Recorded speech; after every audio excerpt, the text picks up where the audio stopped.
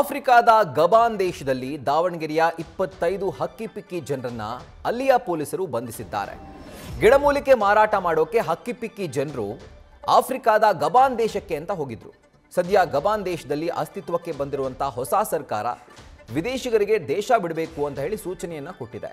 ಈ ಬೆನ್ನಲ್ಲೇ ಚನ್ನಗಿರಿ ತಾಲೂಕಿನ ಗೋಪನಾಳ್ನ 25 ಮಂದಿಯನ್ನ ಗಬಾನ್ ಪೊಲೀಸರು ಬಂಧಿಸಿದ್ದಾರೆ.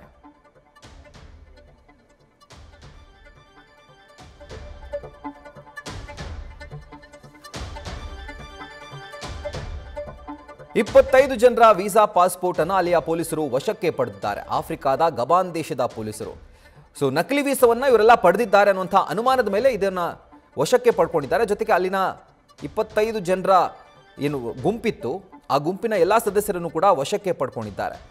ಇವ್ರು ಯಾಕೆ ಅಲ್ಲಿಗೆ ಹೋಗಿದ್ರು ಅಂತಂದ್ರೆ ಗಿಡಮೂಲಿಕೆಯನ್ನ ಮಾರಾಟ ಮಾಡಲಿಕ್ಕೆ ಅಂತ ಹೇಳಿ ಆಫ್ರಿಕಾದ ಗಬಾನ್ ದೇಶದ ಲಿಬ್ರೆವಿಲ್ನಲ್ಲಿ ಇವರೆಲ್ಲ ಅಲ್ಲಿ ಹೋಗಿ ವಾಸ ಮಾಡ್ತಾ ಇದ್ರು. ಲಿಬ್ರೆವಿಲ್ನಲ್ಲಿದ್ದಂಥ 25 ಹಕ್ಕಿಪಿಕ್ಕಿ ಜನರನ್ನ ಅಲ್ಲಿಯ ಪೊಲೀಸರು ಬಂಧಿಸಿದ್ದಾರೆ.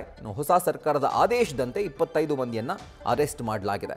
ಇವರೆಲ್ಲರೂ ಕೂಡ ದಾವಣಗೆರೆ ಜಿಲ್ಲೆ ಚನ್ನಗಿರಿ ತಾಲೂಕಿನ ಗೋಪನಾಳ್ ಗ್ರಾಮದ ಜನರು. ಈಗ ಕೇಂದ್ರ ಸರ್ಕಾರಕ್ಕೆ ಅವರು ಮನವಿಯನ್ನ ಸಲ್ಲಿಸಿದ್ದಾರೆ. ನಮ್ಮ ಸಹಾಯಕ್ಕೆ ಬನ್ನಿ, ನಮ್ಮ ಸಹಾಯಕ್ಕೆ ನೀವು ಬರಬೇಕು ಅಂತ ಹೇಳಿ ಅವರು ಕೇಳ್ಕೊಂಡಿದ್ದಾರೆ.